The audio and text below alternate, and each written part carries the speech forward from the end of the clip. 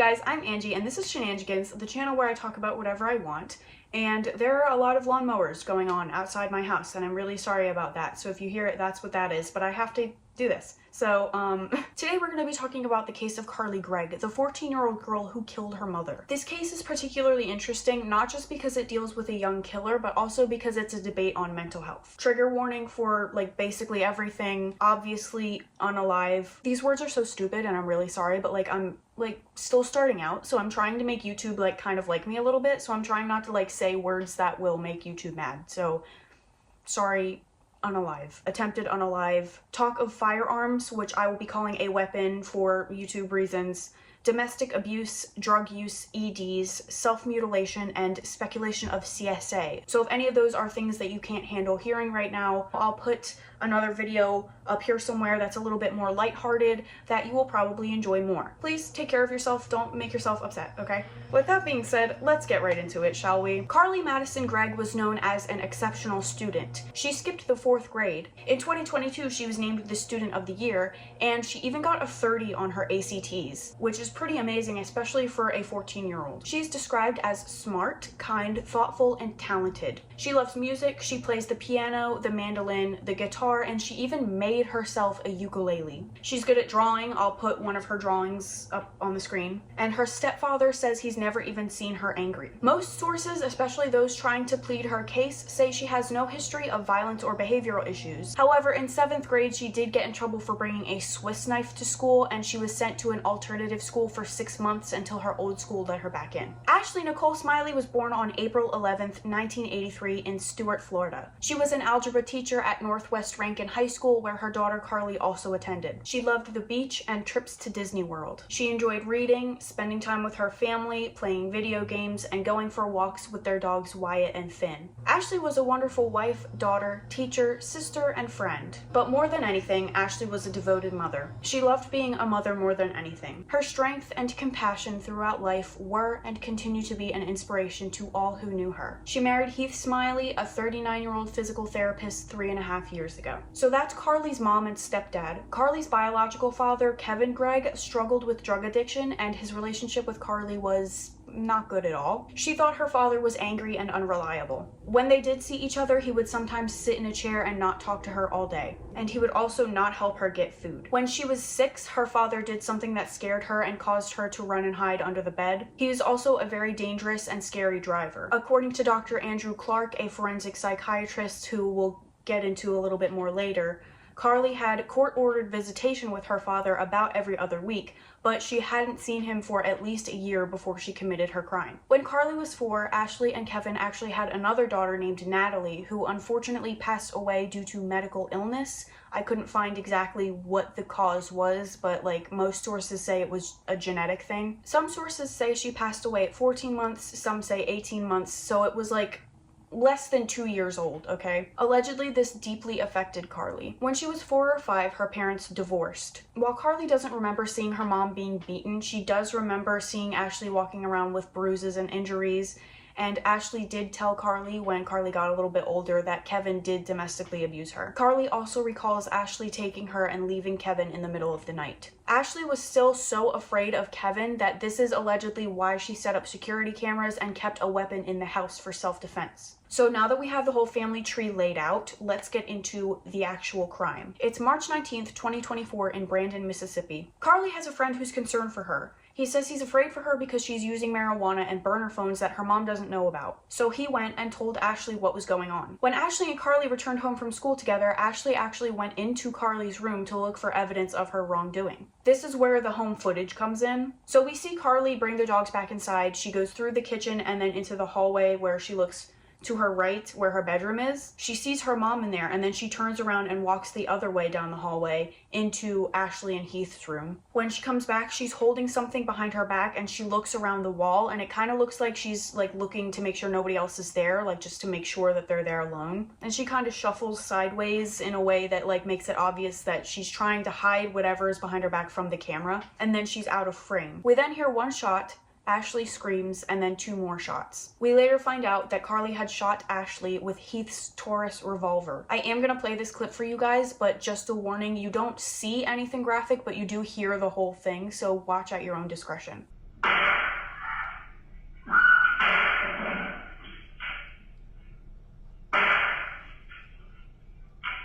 When Carly comes back into frame, she's still holding the weapon behind her back. She grabs her mom's phone off the counter, sits on a stool, and then places the weapon on the stool behind her so we still can't see it. She sends a message to Heath from Ashley's phone saying, "You almost home, honey?" Keep in mind, this is less than a minute after she just unalived her mother. He responds with, "No, I'll be here for a bit," and Carly responds with a thumbs up emoji. She sings a little before grabbing the weapon off of the stool behind her, standing up, and then walking out of the room. I kind of gotta give it to her. Like, she's pretty good at hiding this weapon. I watched this video like 4 times and I did not see it at all. She could be a little magician if she wasn't a matricide committing kindergartner. Anyway, shortly after this, Carly came back into the kitchen, took the security camera, and put it in the fridge. Why? No one knows, but it does fuel her insane plea later. She also at one point covered her mother's face with a towel. Carly texted a friend from her own phone now, asking her to come over and help with an emergency. Now, since her friend is a minor, her name is redacted from the case, so I'm just gonna call her Friend. Friend's dad drove her to Carly's house, and when she arrived, Carly asked her, "Are you squeamish around dead bodies?" She then led Friend inside and showed her Ashley's body on the floor. The trauma this poor girl has endured. Like, could you imagine seeing your math teacher or your friend's mom or like anyone like that? Like, it would bother me forever, I think. She's probably gonna have trauma for years after this. Like, she's gonna be in therapy for a very long time. Anyway, Carly told Friend to go wait outside in the backyard while Carly waited for Heath to get home so she could subsequently unalive him too, and Friend did as she was told. I've actually seen a lot of people online questioning Friend and being like, why was she there? Like, that's weird. Why didn't she run away? She's faced with a person holding a weapon who just unalived her own mother and is threatening to do it to somebody else. She's obviously very afraid of Carly right now. Like, if she can do this to her mother, she'll do it to anyone, you know? Why didn't she call the cops? Maybe she was scared Carly would hear her on the phone, or she thought if Carly heard the sirens, then Carly would go crazy and just start shooting. These are all valid concerns and probably things I would think about if I were in this situation. I highly doubt the Friend was in on it, as some people believe, trying to help Carly and trying to get some sick satisfaction from seeing a dead body. I think she was just in the wrong place at the wrong time and didn't know what was the right thing to do. So Heath got home at 5:03 and says he didn't suspect anything out of the ordinary as he was approaching the house. He goes to open the door and says the weapon was going off in his face before it was even 3 or 4 inches open. So Ashley was shot 3 times in the face and Heath was shot at 3 times, but only 1 bullet grazed him right in his like neck,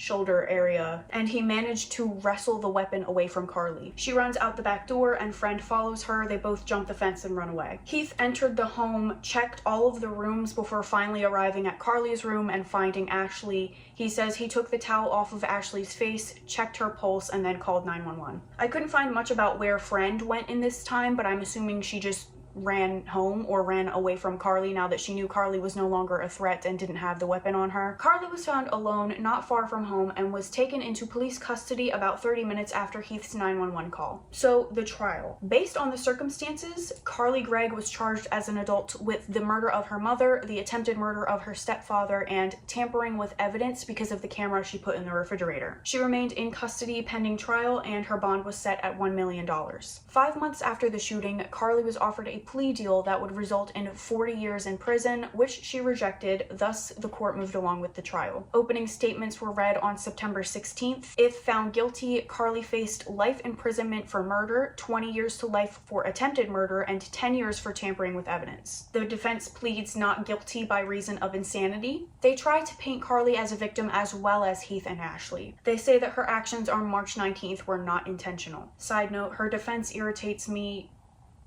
I was gonna say her defense irritates me during the trial, but they irritate me like even outside of the trial, which we'll get into, but that's just a personal gripe. Moving on. So for Heath's testimony, Heath says as soon as he opened the front door, he saw the weapon flash maybe a foot from his face. The weapon was shot at him 3 times, but after the first shot, he grabbed the weapon and tried to wrestle it away from Carly. He says the first shot was definitely her, but the second 2, he couldn't be sure whose fault it was because his hand was also on the weapon. Next, Heath says Carly was screaming and she was out of her mind scared, like she had seen a demon or something. She was terrified. His first thought was that she had had an encounter with an intruder and she had thought she was shooting at someone else. He says that the weapon was his, but it was stored on Ashley's side of the bed in a little cubby, and it had been there for a few years. At some point, there had been a no contact order between Carly and Heath. I think around June, he asked for this order to be lifted, and it was, so the two of them have had contact since. However, he says that they have not talked about like the case or the trial or like the shooting, I guess. At one point, the prosecution asks him, if someone is shot unprovoked, if I open the door and I'm shot unprovoked, is that a violent offense?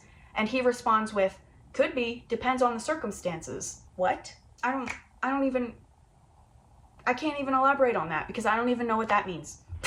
One of my favorite parts in the entire trial is when Heath is trying to say that he's never even seen Carly get mad, she's always been a happy little girl, and then the prosecution asks him, was she a happy little girl when she was firing a weapon at you? Like, damn, they did not come to play. They were like, dude, be so for real right now. I feel like I need to mention this because it's like a big thing on social media, but I'm gonna be brief about it because it is just speculation at this point. But there is a theory going around on TikTok, Reddit, and in the true crime community that Heath may have been essaying Carly. From what I've seen, this rumor started after this moment in the courtroom. Like, yeah, I guess the way they smile at each other is a little weird. But a lot of netizens are against this theory and think it's just an insane thing that spiraled out of control with no proof to back it up. I think if we're gonna have this conversation, it might also be pertinent to bring up the fact that Carly is a troubled girl with a bad relationship with her biological dad, and I would hope that any normal man would see that and would be like, oh, I guess I could like step in for her a little bit, you know, like help her out, I don't know, like be there for her and stuff, you know? So maybe they just developed a close bond over the last few years, I don't know. However, I do think it's weird that he's still willingly in contact with her and like going up on the stand in trial and like defending her when she literally killed his wife and tried to kill him too. Next, we hear from Dr. Andrew Clark, a forensic psychiatrist who evaluated Carly after the crime. We find out all that bad stuff about her dad, all of the drug issues and everything, and we also find out that she had been struggling with an ED for a couple of years, as well as mood issues, sleep issues, hearing voices, and cutting herself. Dr. Clark diagnosed Carly with bipolar II disorder and claimed that her antidepressants, which had been changed just weeks before the shooting, may have affected her mental state. She was tapering off Zoloft and starting up Lexapro. If you want more information on Zoloft, I go into a little bit more detail about it in my Flightless Bird video. It's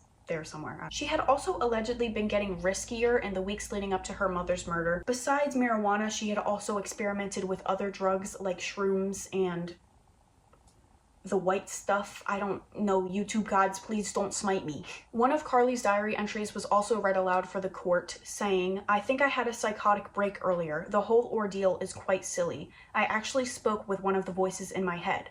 Well, I didn't hear them until earlier today, but I only do then. My particular friend and I were practically screaming bloodthirstily and ravenously. Thank God physical confrontation was not possible. I sound crazy. Olivia Lieber, a psychiatric mental health nurse practitioner who treated Carly prior to the incident, also testified. She alleges that Carly denied suicidal and homicidal ideation, as well as auditory or visual hallucinations or delusions, which is interesting because Dr. Clark had said that she had been hearing voices since she was 5 or 6 years old. On January 15th of this year, Olivia diagnosed Carly with adjustment disorder with mixed anxiety and depressed mood and a single episode of major depressive disorder with moderate severity. It's a mouthful. Carly expressed to Olivia that the meds she was taking at the time hadn't really had an impact on her. Rebecca Kirk, a licensed professional counselor, also testified. She had met with Carly weekly for 9 sessions before the shooting. During these meetings, Carly never admitted to hearing voices, having hallucinations, or using illegal drugs. Neither Carly nor Ashley noted any instances of dissociation, derealization, or blackouts. Kirk also says that Carly spoke about reading Crime and Punishment during their sessions. If you're unfamiliar, here's a small summary according to Wikipedia. Crime and Punishment follows an impoverished ex-student in St. Petersburg who plans to kill a pawnbroker who stores money and valuable objects. He theorizes that with the money, he could liberate himself from poverty and go on to perform great deeds,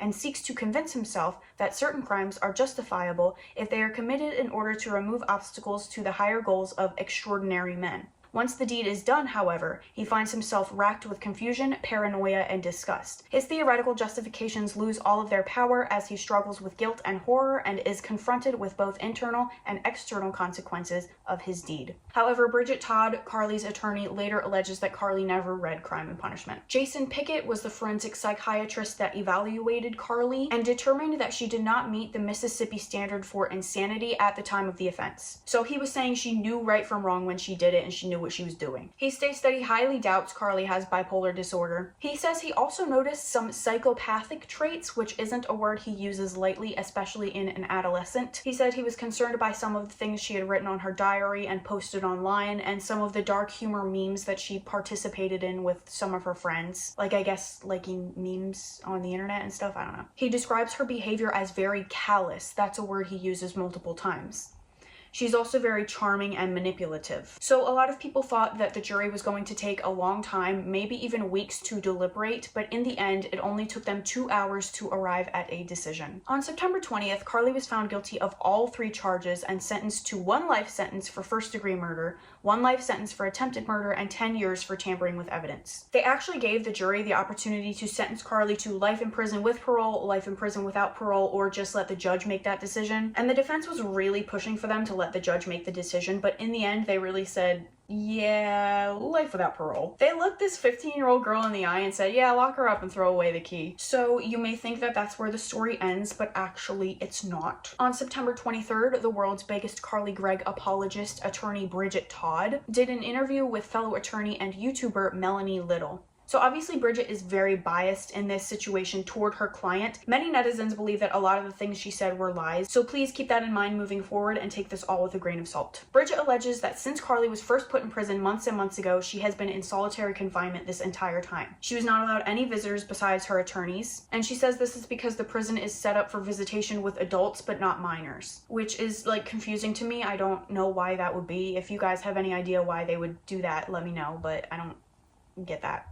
It's also very unusual for the court case to move this quickly, like the shooting happened in March and by September we're already finished with the trial. Bridget says the judge was pushing for it to take place faster than usual because it was weighing on him that a 15-year-old girl was sitting in solitary confinement. Bridget also alleges that Ashley had bipolar disorder and was placed on Prozac when she was 14. She was so suicidal and violent that her mother had to wrestle her to the ground to keep her away from the weapon cabinet. However, Ashley's mother wasn't allowed to testify this at the trial. She brings this up, I guess, to prove that Carly has a family history of like violent mental issues, I don't know. So Carly was meant to be weaning off of Zoloft and starting to take Lexapro. It was alleged that Carly had stopped taking the Zoloft cold turkey, which you're really not supposed to do for any medication, but especially mental health medications. It can really mess with your head from a mental standpoint, but it could also make you really sick, and it could cause things like seizures, suicidal ideation, and mania. Along with Dr. Clark, Bridget alleges that this was a contributing factor to Carly's altered mental state on the day of the shooting. Side note, Bridget's argument to this is, we all do it. How many times have we stopped taking a med when our doctor tells us not to? Like, no, girl, that's a dumb argument. If this happened, if Carly stopped taking her medication cold turkey and it sent her into a psychosis or something, that is still her fault. She was given instructions on how to taper her dose down safely to avoid unwanted side effects. She was the one who did it the wrong way. Was she mentally ill? Yes. But within the confines of this argument, did her own actions lead to the death of her mother, and should she be held accountable? Yes. Two things can be true at the same time. Don't try to downplay it. We all do it. We don't all kill our mother. No. Bridget also talks about Carly's dad, Kevin. She talks a lot about how he used to do drugs in front of Carly when she was really young. She goes into a lot of detail about it, and it's like, wow, you're really putting this girl's trauma on display, huh? Like, if I confided in my attorney something like that, I don't know that I would want her going on a live stream and being like, here's the tea. Here's all of the trauma from her childhood. Like, Bridget also alleges that Kevin was schizophrenic and wasn't called as a witness to the trial because they couldn't find him. He's very paranoid about government officials and very good at hiding. In fact, Ashley had opened a case in November 2022 to get his visitation rights revoked, and as of her death in March 2024, he still hadn't been served the legal documents for it because they couldn't find him. So Bridget talks shit on Ashley's father, as well as Jason Pickett, who, if you remember, was the forensic psychiatrist who deemed Carly fit to stand trial. so I'm not gonna go too in depth about it. She really does not like this man. Bridget denies that Carly's actions were a result of marijuana-induced psychosis, which I would think is something they would try to lean into if they're really trying to sell the whole, like, insanity thing. But I guess they're trying to make it look more organic, like it just happened. She just snapped one day and no one knows why. And I guess with the marijuana-induced psychosis, it could be spun that Carly was the one who got high, so it's still her fault, you know? I don't know, just my theory. The last thing I wanted to touch on was towards the end of the live stream, someone comments, "You want to act like an adult, deal with the consequences," talking about Carly's actions. Bridget responds with, "Well, yeah, okay, she wants to deal with the consequences, then let's start giving 14-year-olds a license and let them drive, and let's give them the right to serve in the military. Does that give you pause? Would you want a 14-year-old going to Iraq in the military? Or is that a little too young? Because if it's going to be the same, it needs to be the same across the board." No, it doesn't. Like, ma'am, yes, 14-year-olds are too young to have a driver's license. 14-year-olds are too young to be serving in the military. What does that have to do with the fact that Carly Gregg literally killed someone? It's quite literally the worst thing you can do. What are you on about right now? So just because she's 14, she should be allowed to do whatever she wants and only get a 4-year sentence for it, and then they let her out when she's an adult? How is that helpful to her? To send a message to her developing 14-year-old brain, well, she's 15 now, but sending a message to her young brain that she can do the worst thing imaginable and just get a slap on the wrist for it. Studies show that being charged as a minor and receiving a lesser sentence can potentially lead to a higher chance of reoffending in the future. But not every instance is the same. You're arguing that Carly should be allowed to walk free because she had mental health issues when she did it. What about another 14-year-old that doesn't claim to have mental health issues and is completely normal? Should we let them walk free too just because they're 14? It doesn't make sense. Nuance is important. It was just a stupid argument. Like, I guess this is how Bridget thinks 14-year-olds should be punished for literal murder. If you can't do the time, don't do the crime. Okay, time's up. Now get out. So what now? Bridget says Carly will be moved to another detention center sometime this week. They don't know where exactly she'll be put yet. Carly will be put on suicide watch for the first week, as is customary for new prisoners, and then she will be released into the adult general population in the prison. Bridget says Carly's holding up quite well because of the antidepressant and mood stabilizer she's on. She's also hopeful at the idea of not having to be in solitary confinement anymore. They have also started a GoFundMe for Carly's appeal. Hey fam, real talk, I was a severely mentally ill teen once too, and I never considered murdering someone. I think this case is very confusing, honestly. Like, at first glance, I thought it was pretty cut and dry. Rebellious teenager gets angry and kills her mom over the vape. But after reviewing all of the information available in the trial and everything, I think it's kind of a gray area. I don't think she was in a state of psychosis and blacked out and completely removed from reality, as the defense would like us to believe. But even if she made the conscious decision to kill her mom and she was completely lucid when she did it, there's still something wrong, like mentally, because normal people don't just shoot their mom in the face. Whether it's psychosis or sociopathy, something isn't right in her head, and she needs to get that figured out. I personally think a psych ward would better suit Carly than a prison, but what do you guys think? Do you agree with the verdict and the sentence?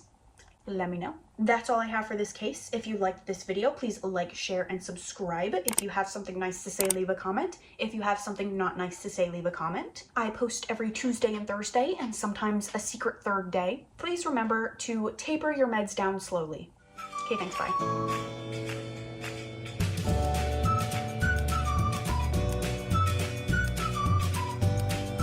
I have 8 pages of stuff to get through in an hour and a half, so like, if you could be quiet, I would appreciate it, okay?